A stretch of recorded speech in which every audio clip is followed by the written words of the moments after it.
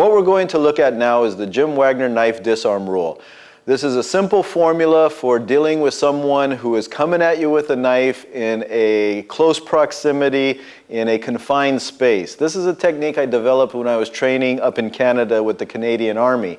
And people have always had problems with disarms because the way they teach it in the traditional martial arts is they teach just countless techniques. You need to know about 50 techniques just to learn several disarms. But the problem is, in a real combat situation, you're not going to remember all that. So one day when I was training, like I said, with the Canadians, it all of a sudden dawned on me that there are only actually 4 moves to do a disarm. And what we're going to do now behind me is a corner. This is just a corner of a wall. You can do this in your backyard, you could do this in a parking structure, you can do it in a martial arts school, a academy. Wherever you have a nice corner, you can simulate being trapped. And of course, your attacker is going to come at you, which is your training partner, with a training knife, and you're going to be stuck in the corner. And we're going to teach you how to survive this. You're going to need some equipment for this. The first thing you're going to need is a pair of good safety goggles that wrap around the whole face. You're going to need one for yourself. You're also going to need one for your partner, because even though he's not going to get hit with the knife in the eye, your instincts may go for an eye gouge because of defensive tactics, or you might come across with your elbow. There's no telling. So it's just best to have safety equipment for both parties. You could use a flexible rubber knife when doing this exercise. In fact, it's probably not a bad idea for your first couple times. However, if you're going to want to know how to really understand how this knife disarm rule works, you're going to need a rigid knife like this one. This one's made by Sharkey. It has rounded edges. There's no cutting edge, but it is rigid and you're going to feel it. It's going to hurt when it hits. And because it does hurt, you have to be careful. If you're the trainer, you don't want to go full on, or you could break some ribs or chip a tooth. But even then, we're going to wear mouthpieces. But you just want to be careful. We're going to go with the rigid knife. And of course, Johan here, he has the rigid knife. Now, he's going to stand in front of me right here. And I'm stuck in this corner here. Now, if you want your training realistic, this guy can do whatever he wants. In fact, I'll tell you exactly what I tell my students when they're attacking me. I'll say, Johan, you can attack me however you want. Cut my throat, stab me as many times as you want, full force, just go at it, whatever you want to do like a real attacker. Now, I have no idea what he's going to do. This is not rehearsed. And of course, for you who've been in my seminars, you know I don't rehearse this stuff. I let my students come at me however they want, because that's real life. So he's going to come at me, and then I will tell you what the principles are in a moment. So I'm here, and he's just going to go. Go. All right, you saw exactly how that went down. When Johan attacked me, it was full speed, full contact.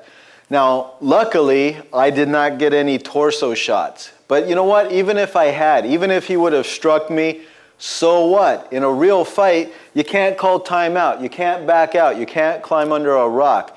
You have to deal with this guy even if you're injured, even if you're bleeding, because the moment you give up, you're definitely going to be dead.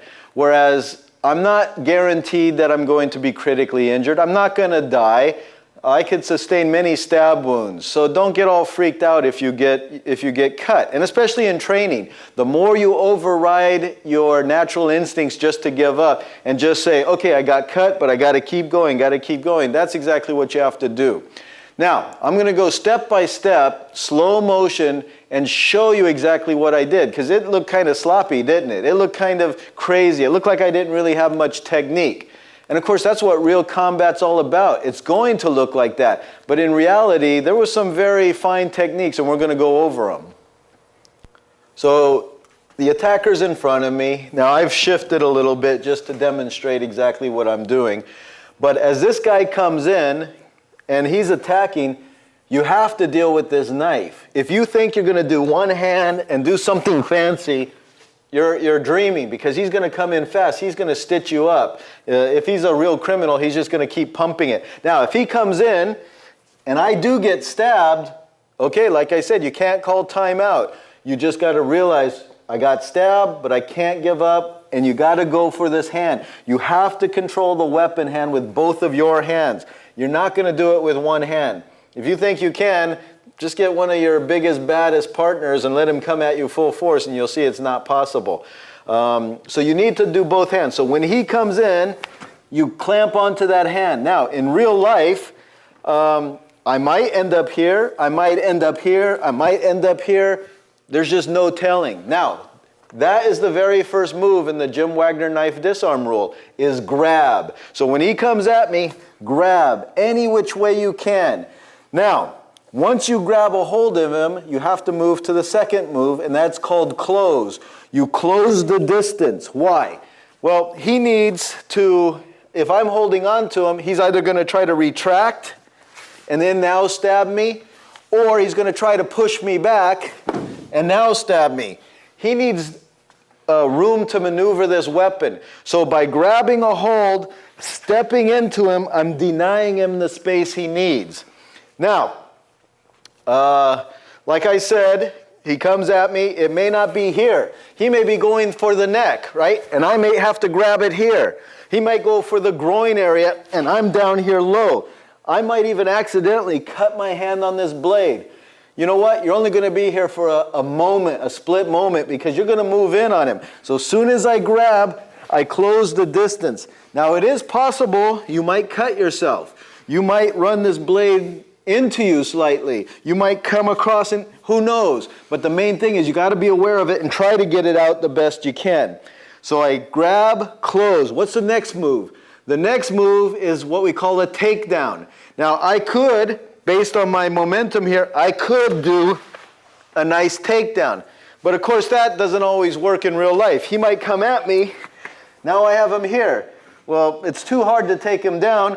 So taking him off balance would be just fine. So in this case, I use my shoulders, I run him into the wall. I just want to get him off balance for a moment.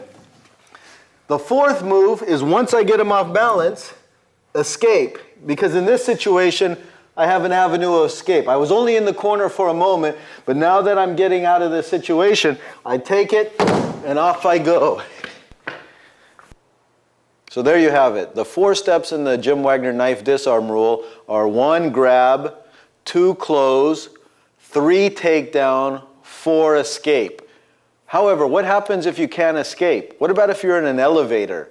There's nowhere to go. You still got 3 floors to go. Or what about if you're in a small bathroom wrestling around with a burglar who is trying to terrorize your family? Well, now we're going to deal with that next situation. So we're going to go through this again. And we're going to put on our safety goggles, and he's going to come at me. And again, Johan, come at me however you want. Choose a different way of attacking. And whenever you're ready, go.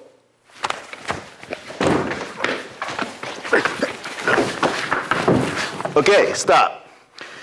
All right.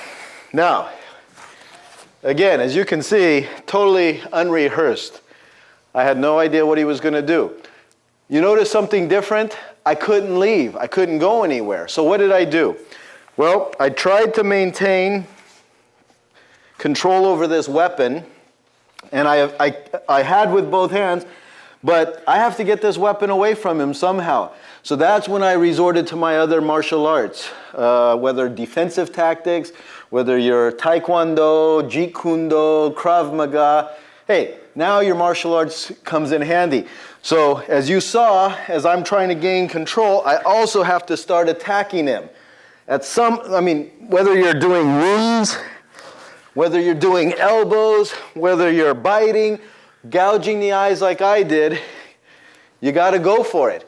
Because he's going nowhere, you're going nowhere. You have to take this guy down, and you have to get that weapon from him. I don't care how many cuts or stabs you get, you have to do it. And you have to be fierce. So on that one, we're stuck in a place where we can't leave. So instead of escaping for number 4, we counterattack. So let's go over them one more time, assuming you're in a place you can't leave. 1, grab.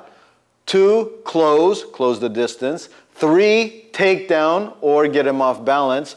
And 4, you can't escape, so you counterattack. You do whatever it takes to get that weapon from him. I mean, whether you're beating him with your foot or your elbows and you're still maintaining that knife, great. Or, you know, if the circumstances warrant, you may have to let go for at least one hand and go for an eye gouge.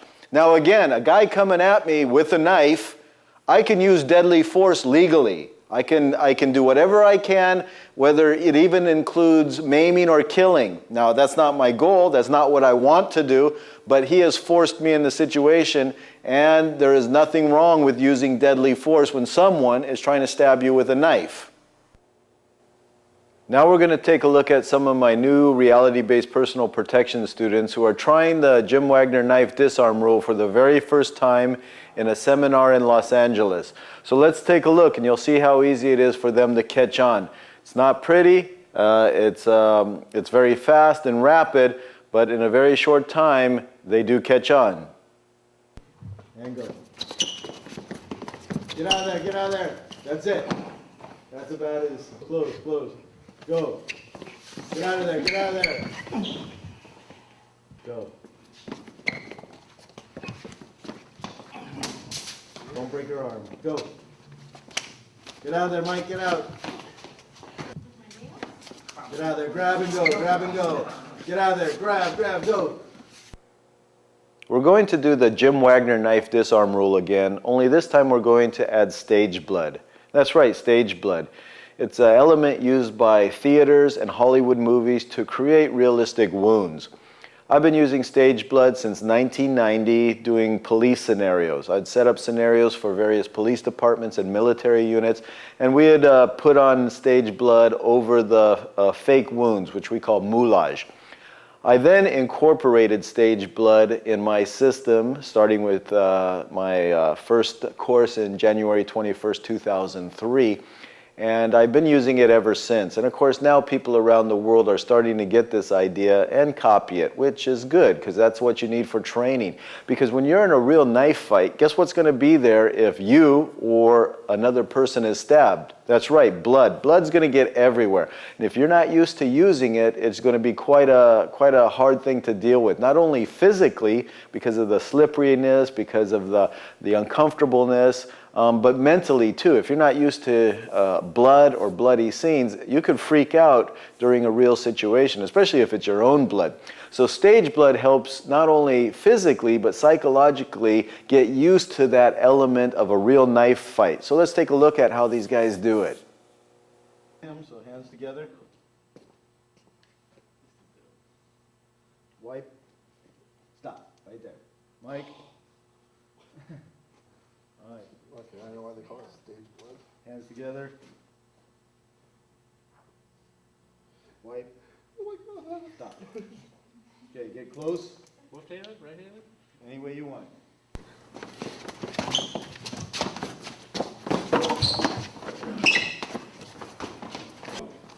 Get out of there, get out of there. Happy Go. Get away, get away. Get her off balance. Go, go. Get her. Go, go.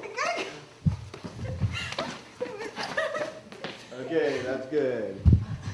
If you're going to evacuate someone under fire like a professional bodyguard does, be it a Tier 1 principal or possibly someone you love, then on day 18, you'll learn the correct way to do it. In Jim Wagner's book, Warrior Wisdom in 1 month, you'll learn a different tactical skill each day of the month, and it will take only minutes to read. Be a hard target. Order your copy now. Would you like to be taught personally by Jim Wagner? Do you need some tactical questions answered, or need some advice about security? Are you looking to be instructor certified for a particular course or courses? Now you can with private online training or consultation directly with Jim. Go to this webpage for booking reservation information. Be a hard target.